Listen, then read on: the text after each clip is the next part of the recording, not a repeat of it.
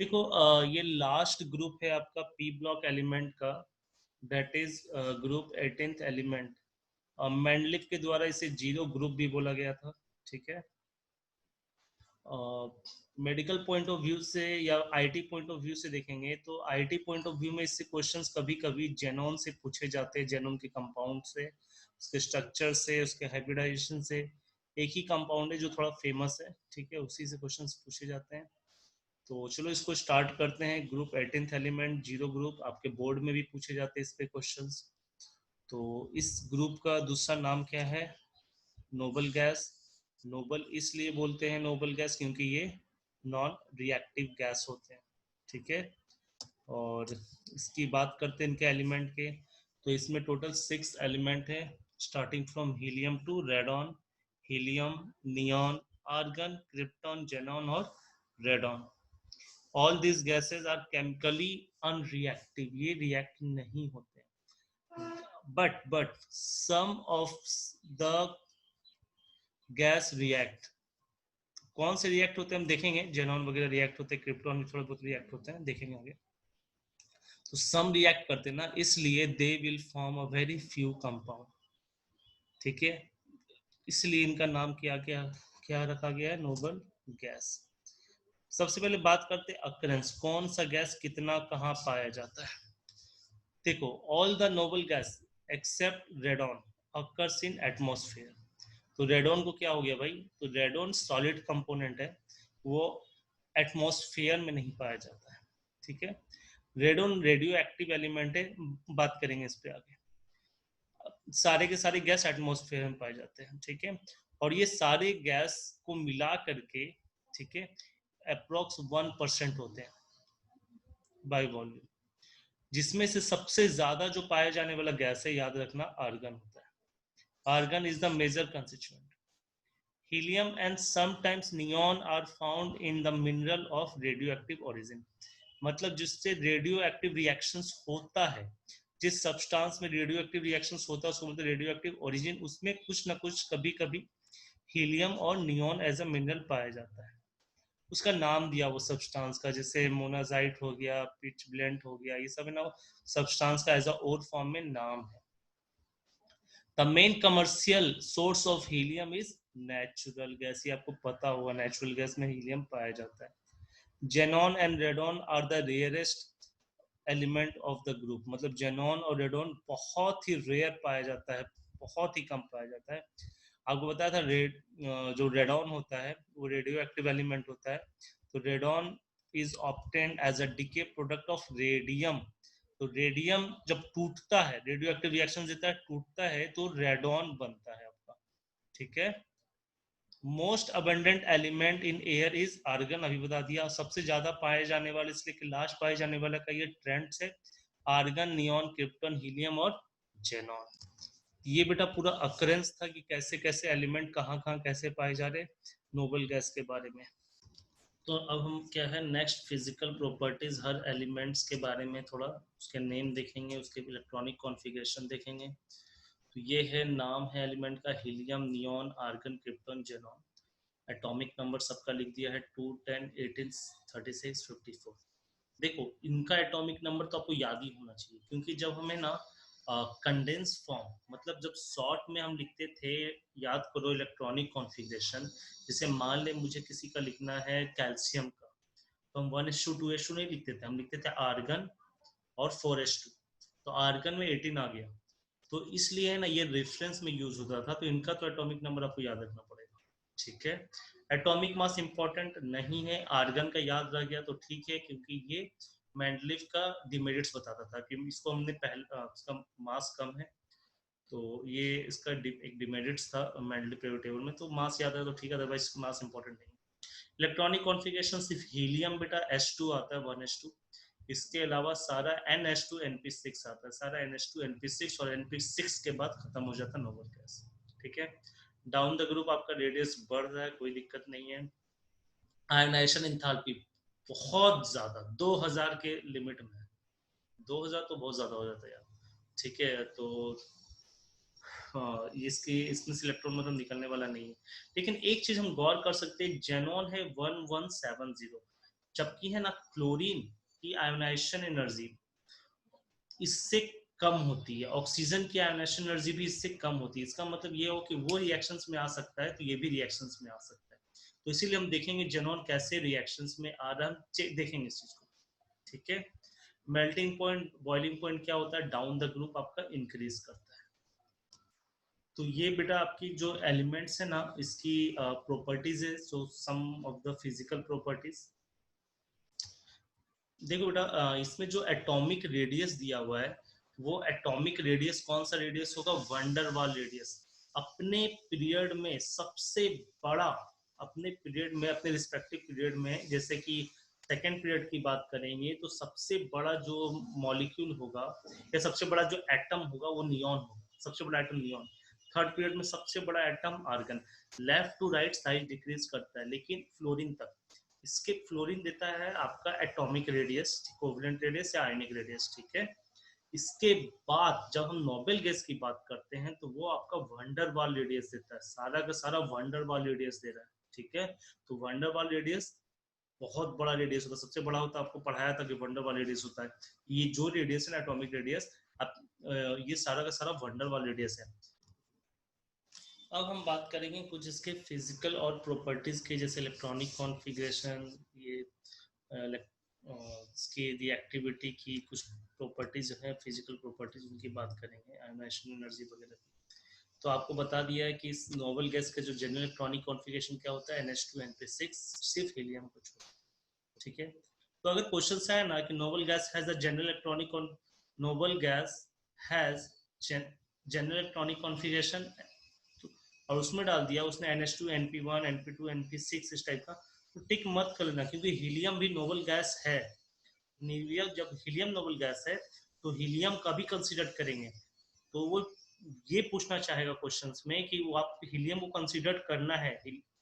तो अगर सिर्फ ये बोल दिया कि general electronic configuration of noble gas NH2 NP3 NH2 NP4 NH2 NP6, none of this, तो नन ऑफ दिस, क्योंकि हीलियम उसमें नहीं आ रहा है।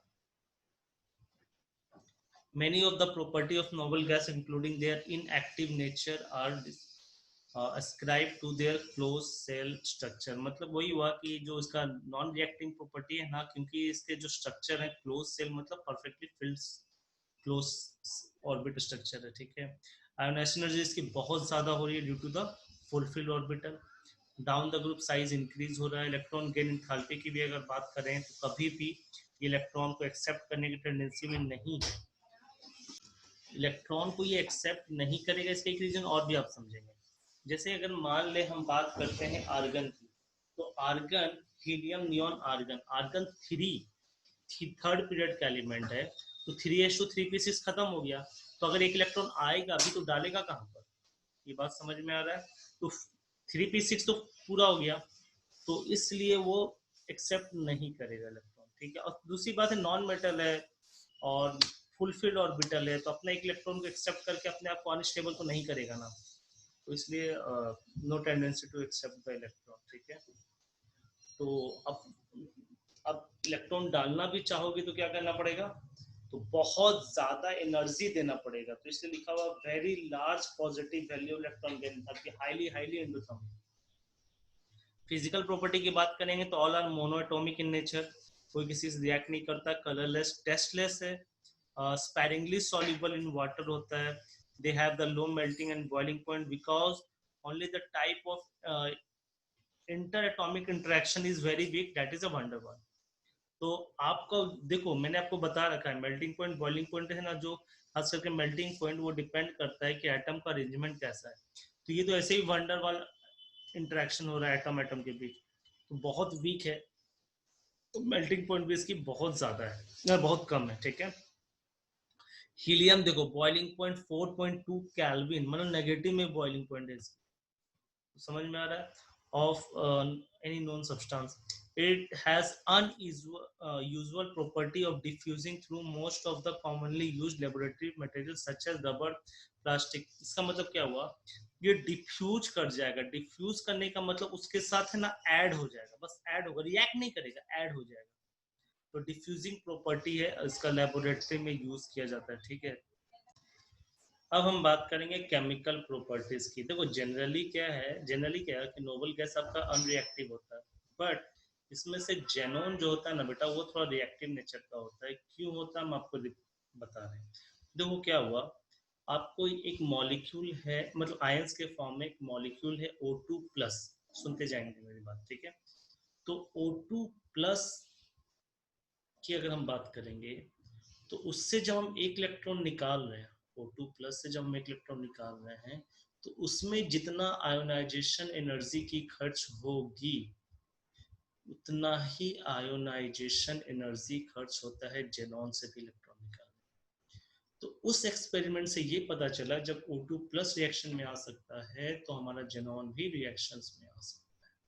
और हम आपको जब MOT पढ़ाए थे, मॉलिक्यूलर ऑर्बिटल थ्योरी, तो उसमें मैं आपको सारे मॉलिक्यूल के बारे में बताया था। ऑक्सीजन के O2, O2+, O2+2, O2-, O2-2, तो O2+2 भी एग्जिस्ट करता है इसका मतलब, ठीक है। तो खैर, तो हम आपको ये बता रहे थे कि O2+ में जितनी आयोनाइजेशन एनर्जी लगती है, उतना ही आयोनाइजेशन एनर्जी जेनॉन में लगती है। तो इस थिंकिंग के साथ जेनॉन के रिएक्शंस किए गए, ठीक है।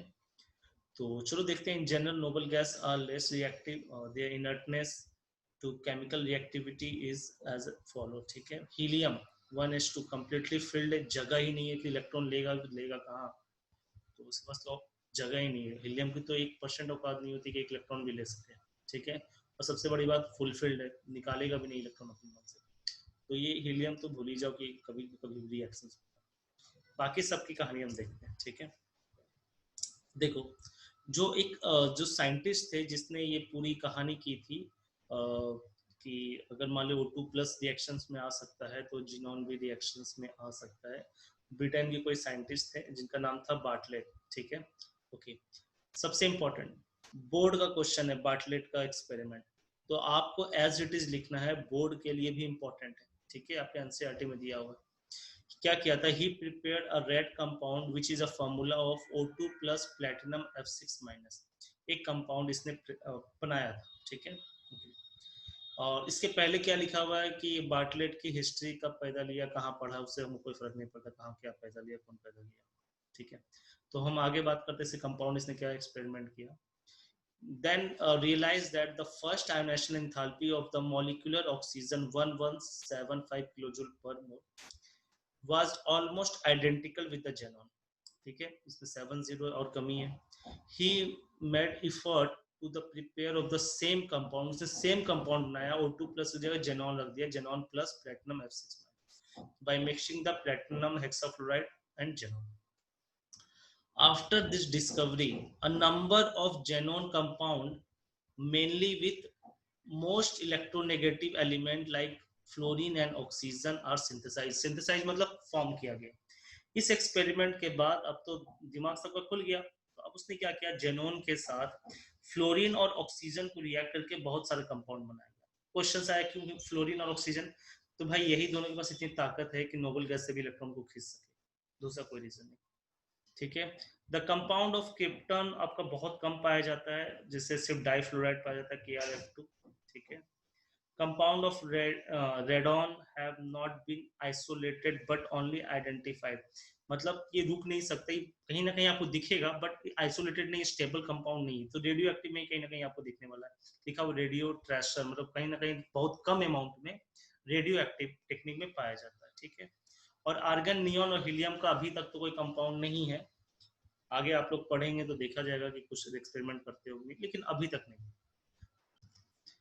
बोर्ड पॉइंट ऑफ व्यू से और कंपटीशन पॉइंट ऑफ व्यू से दोनों से क्वेश्चन सही है, ठीक है। O2+ हम क्यों यूज करते हैं, ठीक है। तो O2+ हम यूज करते हैं इसलिए हम जेनॉन यूज करते हैं, तो जेनॉन क्यों यूज करते हैं याद रखना उसके बाद। अब हम बात करेंगे बेटा, इसके एक बहुत इंपॉर्टेंट कंपाउंड, एक रिएक्शन है जिसको हम बोलते हैं क्लैथरेट कंपाउंड। क्लैथरेट कंपाउंड में जेनॉन और वाटर का एक रिएक्शन होता है। कैसे होता है हम देखते हैं, ठीक है। इनर्ट जो गैस मॉलिक्यूल है gate trapped in the case form by the crystal structure of water, मतलब वाटर का जो सॉलिड फॉर्म स्ट्रक्चर है उसके अंदर इनर्ट गैस चले जाते हैं, ट्रैप्ड हो जाते हैं, कोई रिएक्शन नहीं हो रहा, इनर्ट गैस अंदर चले गए, घुस गए, ठीक है। और एक बहुत स्टेबल कंपाउंड बनाते हैं जिसको हम बोलते हैं क्लैथरेट कंपाउंड, ठीक है।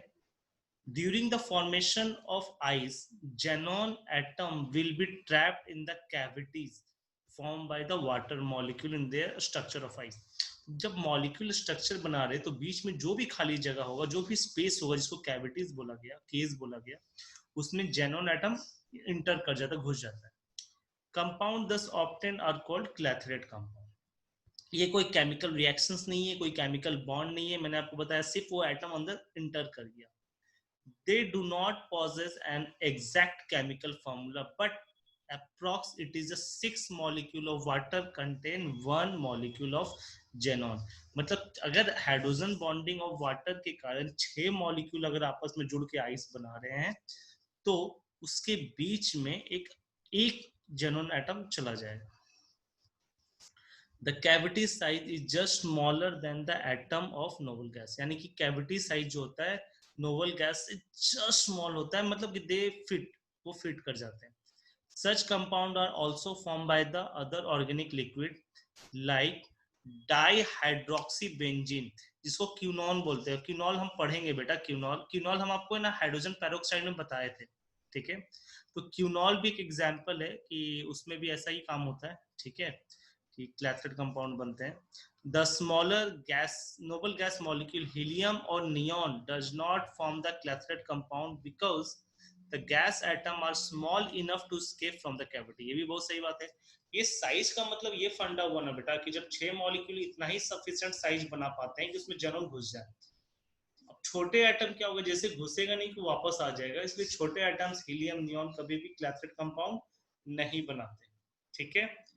तो लास्ट क्या है, clathrate provide a convenient means of storing radio active isotopes of krypton and xenon produce a nuclear reactor. मतलब कि अगर जेनॉन और क्रिप्टॉन को न्यूक्लियर रिएक्टर में यूज करना है, इसके आइसोटोप्स को जो अनस्टेबल होगा, तो एक तरीका है कि इसको स्टोर करके आप रख सकते हैं एज अ क्लैथरेट कंपाउंड. हो सकता है क्रिप्टॉन का कोई जो हायर आइसोटोप्स होंगे वो आपको रेडियो एक्टिव में यूज होते हैं, जैसे रेडॉन यूज होते हैं. तो इसको हमको सेव करना है, तो इस तरह से आप क्लैथरेट कंपाउंड बना के सेव कर सकते हैं. वो स्टेबल स्ट्रक्चर होता है, स्टेबल कंपाउंड बन जाता है, वो निकालना वहां से ज्यादा आसान नहीं होता है. ट्रैपिंग एक बार हो गया तो बहुत मुश्किल. तो ये क्लैथरेट कंपाउंड इंपॉर्टेंट है बेटा, लिख लो इसे.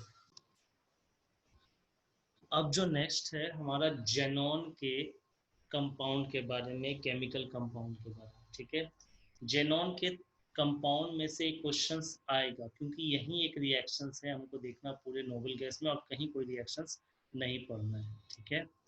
तो अब हम बात करेंगे जेनॉन के कौन कौन से कंपाउंड होते हैं, ठीक है. सबसे पहला है जेनॉन डाइफ्लोराइड XeF2. पहले ही क्वेश्चन आ गया इसके स्ट्रक्चर और हाइब्रिडाइजेशन से, ठीक है. सबसे पहले देखते हैं बनता कैसे. जेनॉन और फ्लोरीन, देखो इतने आसानी से तो बनेगा नहीं, जेनॉन तो आपका ऑलरेडी नोबल एलिमेंट है. तो टेम्परेचर भी दिए करीब 800 केल्विन, बहुत ज़्यादा टेम्परेचर दिए, ठीक है. और निकल आपका मोनेल मेटल आपको बताया था, एलॉय ऑफ द निकल लिखा हुआ है.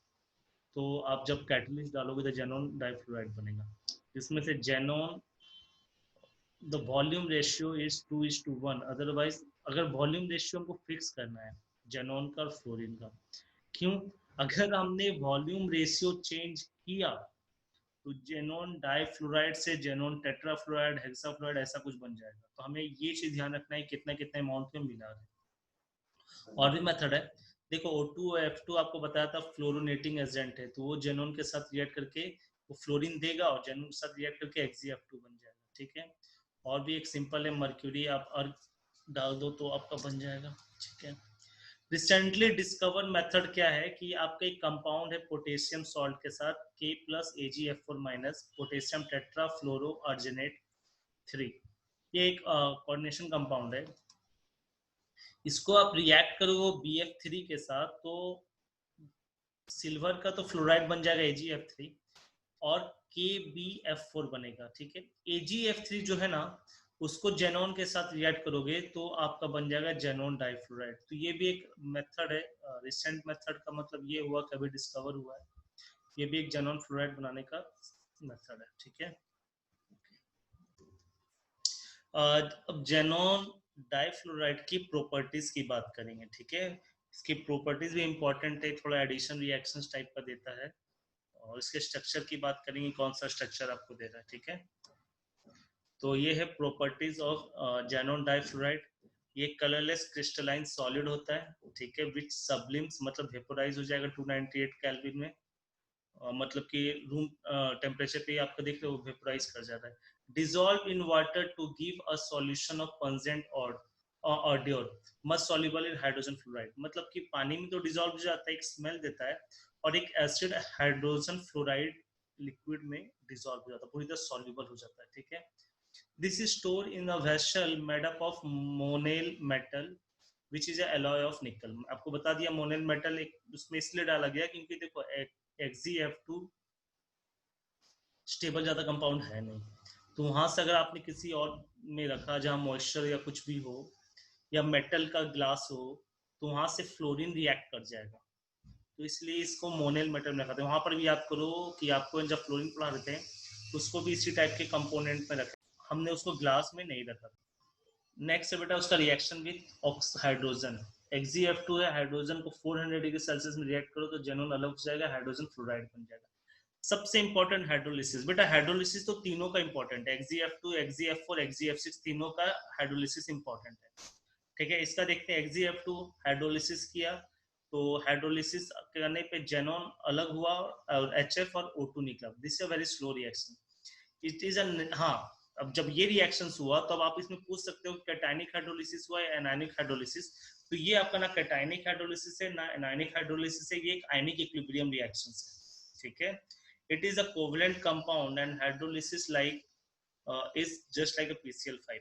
तो ये एक हाइड्रोलिसिस रिएक्शंस है, कैटायनिक और एनायनिक हाइड्रोलिसिस नहीं है क्योंकि इसमें ना कोई कैटायन और एनायन बन रहा है, एक कोवलेंट कंपाउंड है। तो कोवलेंट कंपाउंड का हाइड्रोलिसिस जब करते हैं तो कैटायन आयन नहीं बनता, आयनिक कंपाउंड का कैटायन और एनायन बनता है, ठीक है। हाइड्रोलिसिस को बहुत फास्ट करना है तो आपको उसमें बेस मिला दो NaOH, तो आपका रिएक्शन होगा और फास्ट हो जाएगा और HF की जगह NaF बन जाएगा, this is the fast hydrolysis, ठीक है। तो नेक्स्ट हम देखते हैं इसके डायग्राम के बारे में। देखो अच्छा, डायग्राम के देखने के पहले से कुछ और प्रॉपर्टीज है। अगर ये फ्लोरीन दे रहा है और फ्लोरीन किसी के साथ जुड़ेगा तो क्या होगा, ये बिहेव कैसा करेगा, ऑक्सीडाइजिंग नेचर ना, क्योंकि XeF2 में जेनोन का ऑक्सीडेशन स्टेट क्या है, +2, तो +2 से अपने आप को रिड्यूस कर रहा है, तो ये कैसा बिहेव करेगा, ऑक्सीडाइजिंग प्रॉपर्टी, और अच्छा खासा बिहेव करेगा। क्यों अच्छा खासा बिहेव करेगा, क्योंकि इसकी रिडक्शन पोटेंशियल की वैल्यू 2.64 वोल्ट है, बहुत ज्यादा है, 2.64 अच्छा खासा वैल्यू होता है, ठीक है। तो जो हमने फ्लोरीन में कंपेयर किया था, फ्लोरीन के केस में कितना होता है, तो ये अच्छा खासा रिडक्शन पोटेंशियल वैल्यू होने के कारण बहुत अच्छे से रिड्यूस करेगा, ठीक है, वेरी स्ट्रॉन्ग ऑक्सीडाइजिंग एजेंट है। ओके, अब ये क्या है, these oxidize halides except F-, मतलब क्लोरीन ब्रोमीन आयोडीन सबको ऑक्सीडाइज कर देगा, फ्लोरीन को नहीं करेगा, ठीक है, नहीं करेगा, सिंपल सी बात है। तो आपको ब्रोमीन और आयोडीन का दिया हुआ है, ठीक है। Similarly it can oxidize, bromate कर लेगा, क्लोरेट कर लेगा, पर ब्रोमेट सबको ऑक्सीडाइज कर देगा, ठीक है। एक मेटल दिया हुआ Cesium+3 Cesium+4 सबको ऑक्सीडाइज कर देगा। नेक्स्ट बात करते हैं बेटा oxidizing as well as fluorinating property. Fluorinating property क्यों, क्योंकि ये फ्लोरीन दे रहा है, ठीक है। तो देखो क्या है, तो हम बोल सकते हैं ऑक्सीडाइजिंग एजेंट है और फ्लोरिनेटिंग एजेंट है। C6H5 आपका हाइड्रो एक तरह से क्या है, हैलाइड ऑफ हाइड्रोकार्बन है, ठीक है, हेलोजन लगा हुआ है, तो इसके साथ XeF2 के साथ रिएक्ट किया तो फ्लोरीन आके रिएक्ट कर गया, तो ये भी हम बोलेंगे क्या हो गया, एक तरह का फ्लोरिनेटिंग एजेंट है, ठीक है। नेक्स्ट कंपाउंड में भी देख रहे हैं फ्लोरिनेटिंग एजेंट के जैसा काम कर रहा है। CH3IF2 exist. अब देखो ये जो कंपाउंड है फॉर्म कैसे कर रहा है अंदर ही अंदर, ये इंपॉर्टेंट है। CH3IF2 exist as CH3+ IF2-। IF2 क्या है, जस्ट लाइक I3- के जैसा है, तो I is a center atom, F2 ऊपर नीचे जाएगा, लीनियर स्ट्रक्चर होगा, hybridization sp3d। F3- can not be form as it has no d orbital, तो F3- नहीं बनेगा, IF2- बन जाएगा। तो ये इंपॉर्टेंट बहुत था, मतलब ये सब आईटी में ही पूछा जा सकता है कि इसमें अंदर ही अंदर बताओ इसका ऑक्सीडेशन स्टेट क्या है, उस एटम का ऑक्सीडेशन स्टेट क्या है। तो CH3IF2 कैसा शो किया, CH3I+ और F2-। सिमिलरली C6H5IF2 भी क्या होगा, C6H5 C6H5 प्लस और IF2 माइनस, ये भी अंदर ही अंदर क्या होगा, इस टाइप से कंपाउंड टूटेगा। ठीक है, नेक्स्ट बात करते हैं formation of addition compound. Next बेटा एडिशन कंपाउंड। एडिशन कंपाउंड क्या है कि ये आपको एडक्ट्स बना देगा केटायन और एनायन के फॉर्म में। ठीक है, तो जेनेंट जो आपका डाइफ्लोराइड है PF5 फास्फोरस पेंटाफ्लोराइड या एंटीमोनी का पेंटाफ्लोराइड जो आपको लुइस एसिड के जैसा बिहेव कर रहा है, उसके साथ वो क्या बना देगा, एक एडिशन कंपाउंड केटायन और एनायन। इसको मैंने आपको पढ़ाया था, एडक्ट बोलते हैं।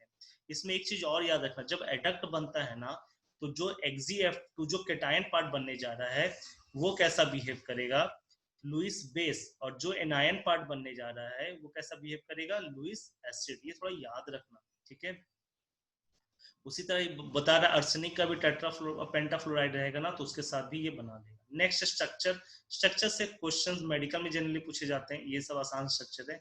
लीनियर शेप होगा, sp3d हाइब्रिडाइजेशन होगा, 3 लोन पेयर और एक बॉन्ड पेयर होगा। ठीक है, ज्योमेट्री होगा ट्रायंगुलर बाइपिरामिडल। नेक्स्ट है बेटा जेनॉन टेट्राफ्लोराइड। ठीक है, इसमें भी वही रिएक्शन है, बट इसमें वॉल्यूम अलग अलग लेंगे। तो जब जेनॉन और फ्लोरीन 1:5 के रेशियो में लेंगे, एट और टेम्परेचर देखो बढ़ गया है, प्रेशर बढ़ गया है, तो आपको आप क्या बनेगा, जिनन टेट्राफ्लोराइड इन निकल कैटलिस्ट। प्रॉपर्टीज क्या है, कलरलेस क्रिस्टलाइन सॉलिड है, सबलिम हो जाएगा 298 केल्विन पे, ये भी, और पिछले वाला भी XeF2 भी। It undergoes sublimation soluble in CF3COOH। बेटा देखो सब्लिमेशन तो ठीक है, CF3COH ना बहुत ही स्ट्रॉन्ग, बहुत ही अच्छा एसिड है। ठीक है, तो उस एसिड में ये सॉल्युबल है, एक तरह का एसिटिक एसिड है लेकिन उसमें सॉल्युबल है। इट अंडरगो हाइड्रोलिसिस वायलेंटली, मतलब जब ये हाइड्रोलिसिस जाएगा ना तो बहुत ज्यादा एनर्जी लिबरेट करेगा। ठीक है, हाइड्रोलिसिस का कैसा रिएक्शन है, चलो देखते हैं। विथ वाटर के साथ XeF4 जब पानी के साथ रिएक्ट करेगा तो अपने आप को जेनोन बनाया, पहला चीज। दूसरा चीज जेनोन का ऑक्साइड बनाया और हाइड्रोजन फ्लोराइड और O2। तो पहला तो बेटा यहीं पर रिएक्शंस में आपको कंफ्यूजन हो गया, या फिर कंफ्यूजन नहीं, ये याद रखना है कि जेनोन डाइफ्लोराइड सिर्फ जेनोन बनाया था, जेनोन टेट्राफ्लोराइड जेनोन का ऑक्साइड भी बना दिया। तो एक तरह से आप यहाँ ध्यान दोगे तो ये डिस्प्रोपोर्शन भी गया है, रिड्यूस किया जेनोन में और ऑक्सीडाइज किया जेनोन +6 में फ्रॉम +4। XeO3 का डायग्राम आपको बनाना है। ठीक है, XeO3 is a white solid explosive compound soluble in water. ठीक है, XeO3 के बारे में बात करेगा, रिएक्शंस विद NaOH। अब देखो क्या है, आपको अगर XeO3 से क्वेश्चन पूछा तो समझो अच्छा क्वेश्चन हो गया, क्यों, क्योंकि वो इनडायरेक्ट पूछ रहा है, डायरेक्ट जेनोन के कंपाउंड से क्वेश्चन नहीं पूछ रहा है, तो एक अच्छे क्वेश्चंस में आ जाते हैं। तो जेनोन का जो ऑक्साइड है NaOH के साथ रिएक्ट कर रहा है, मतलब कि एक तरह का ये एसिडिक ऑक्साइड हुआ, वो बेस के साथ रिएक्ट कर रहा है। तो आपको एक फिर देखो सोडियम जेनेट बना, एक तरह का कैटायन एनायन का एडक्ट बन रहा है। ठीक है, formula Na+HXeO4- sodium xenate. It disproportionate into perxenate ion in basic medium, मतलब ये डिस्प्रोपोर्शनेट देगा पर जेनेट आयन के फॉर्म में। ठीक है, तो HXeO4-XeO6-4 दिया, जिसको बोला पर जेनेट आयन। तो ये नाम भी आपको याद हो गया, ये जेनेट आयन है और ये पर जेनेट आयन है। ठीक है, डिस्प्रोपोर्शनेट दिया तो अपने आप को रिड्यूस किसमें किया है, जेनॉन में। Xenic acid is very weak acid, तो इसका एसिड है बेटा H2XeO4, तो ये एक बहुत वीक एसिड है। ठीक है, तो जेनिक एसिड आपको याद रखना ये चीज। परजेनेट का क्या दिया है कि परजेनेट पानी में एसिडिक मीडियम में XeO3 बना रहा है, तो XeO3 का ये प्रिपरेशन एक इधर दिख गया, एक ऊपर दिख गया। ठीक है, परजेनेट किसी मेटल आयन के साथ रिएक्ट करके भी XeO3 बना रहा है। XeO6-4 परजेनेट इज ऑब्टेन्ड एज, ये सोडियम परजेनेट है ना, एक तरह का कंपाउंड है, एक तरह का और कंपाउंड है। ठीक है, इसको बोलते हैं और। सोडियम परजेनेट से भी जेनेट आयन आपका बन रहा है। तो ये था chemical property of XeF4। Main था XeF4 पानी के साथ XeO3 बना, और XeO3 की पूरी कहानी थी। ये हो गया इनडायरेक्ट क्वेश्चंस पूछने का। ऑक्सीडाइजिंग प्रॉपर्टी डेफिनेटली होगा, ये भी फ्लोरीन आपको देगा, अपने आप को रिड्यूस करेगा, तो ये भी बिहेव करेगा ऑक्सीडाइजिंग नेचर। देखो मेटल मर्क्यूरी और हाइड्रोजन दोनों को ये क्या किया, ऑक्सीडाइज कर दिया। एडिशन रिएक्शन देगा पिछले बार जैसा ही, SbF5 में एक्सी जेनोन टेट्राफ्लोराइड बिहेव करेगा लुइस बेस, और एंटीमोनी का फ्लोराइड लुइस एसिड जैसा बिहेव करेगा और अटैक बनाएगा पॉजिटिव नेगेटिव के साथ। फ्लोरिनेटिंग एजेंट में प्लैटिनम को फ्लोरीन दे दिया है, क्या नाम है, नाइट्रिक ऑक्साइड के साथ NOF बना देगा, नाइट्रोसिल फ्लोराइड बना देगा। जस्ट लाइक फ्लोरिनेटिंग एजेंट है, फ्लोरीन दे रहा है और अपने आप को रिड्यूस कर रहा है, ठीक है, उसी का ये रिएक्शन है। सेप याद रखना थोड़ा, XeF4 का sp3d2 हाइब्रिडाइजेशन होता है। और देखो बेटा स्क्वायर प्लेनर सेप होता है। फिर एक चीज यहाँ पर क्या है, सारे देखो जिसमें भी लोन पेयर होता है, मैंने आपको बताया था जिसमें भी लोन पेयर होता है वो एक आयनिक कंपाउंड होता है जनरली, ठीक है, डिस्टॉर्शन शेप होता है, एक्सेप्ट XeF4। XeF4 में लोन पेयर होने के बावजूद ये एक कोवलेंट कंपाउंड है, इसका डाइपोल मोमेंट 0 है, क्योंकि लोन पेयर ऊपर और नीचे होंगे, चारों फ्लोरीन बीच में होंगे, और इसको हम बोलेंगे planar. The word is planar, square planar, क्योंकि लोन पेयर के बाद क्या होता है, डिस्टॉर्शन होने के बाद 3 डायमेंशनल स्ट्रक्चर हो जाता है, but this is not 3 dimensional, this is 2 dimensional. ऊपर के लोन पेयर और नीचे के लोन पेयर इक्वली दोनों को रिपेल कर रहे हैं, चारों फ्लोरीन को ऊपर और नीचे से, तो चारों फ्लोरीन बीचों बीच आ जाएगा, जिसमें जेनोन जिस प्लेन में होगा उसी प्लेन में फ्लोरीन भी होगा। नेक्स्ट अब बात करते हैं, लास्ट है जेनोन हेक्साफ्लोराइड, XeF6। प्रिपरेशन करेंगे तो 1:20 अमाउंट में लेंगे जेनोन और फ्लोरीन, और टेम्परेचर और सम हाई प्रेशर पे आपका XeF2 बन जाएगा। फ्लोरिनेटिंग एजेंट O2F2 के प्रेजेंस में भी XeF4 को रिएक्ट करेंगे तो XeF6 बनेगा। प्रॉपर्टीज कलरलेस क्रिस्टलाइन है, सबका सब्लिम टेम्परेचर सेम है। It give the yellow solid on melting, whereas other form white liquid on melting. मतलब ये येलो लिक्विड देगा जब मेल्ट करेगा, येलो कलर का, लेकिन बाकी के जितना भी फ्लोराइड थे XeF2 या XeF4 वो कैसे दे देते हैं, व्हाइट लिक्विड दे देते हैं, ठीक है। तो ये डिफरेंस हो गया एक तरह से दोनों में, जेनोन के फ्लोराइड में। HF is a good solvent for all the 3 fluoride, definitely उसमें सॉल्युबल था, इसीलिए गुड सॉल्वेंट। अब बात करते हैं इसके केमिकल प्रॉपर्टी की। हाइड्रोलिसिस सबसे इंपॉर्टेंट, हाइड्रोलिसिस ही प्रॉपर्टी है सब में। XeF6 पानी के साथ रिएक्ट करेगा, तो देखो बेटा इसमें 2 टाइप का हाइड्रोलिसिस होगा, एक होगा पार्शियल हाइड्रोलिसिस और एक होगा फुल हाइड्रोलिसिस, कंप्लीट हाइड्रोलिसिस। पहले पार्शियल की बात करते हैं। अगर पार्शियल हाइड्रोलिसिस हुआ तो देगा XeOF4 +6 ऑक्सीडेशन स्टेट है, एक ही ऑक्सीजन आया। लेकिन अगर पूरी तरह हाइड्रोलिसिस होगा तो सारे ऑक्सीजन आ जाएंगे XeO3। तो अब यहाँ पर एक और आपको स्ट्रक्चर बनाना है XeOF4 का, ठीक है, और हाइब्रिडाइजेशन देखना है। नेक्स्ट सिलिका के साथ रिएक्ट कर जाएगा, फ्लोरिनेटिंग एजेंट जैसा बिहेव कर रहा है सिलिका के साथ, ठीक है, तो उसको फ्लोरीन दे दिया है। थर्मल डिकम्पोजिशन, थर्मल डिकम्पोजिशन की बात करेंगे तो XeF6 को जब गर्म करेंगे तो XeF2, थर्मल डिकम्पोजिशन में ये जेनोन का डाइफ्लोराइड टेट्राफ्लोराइड दोनों बना रहा है, तो ये भी आपका इंपॉर्टेंट प्रॉपर्टी है, ठीक है।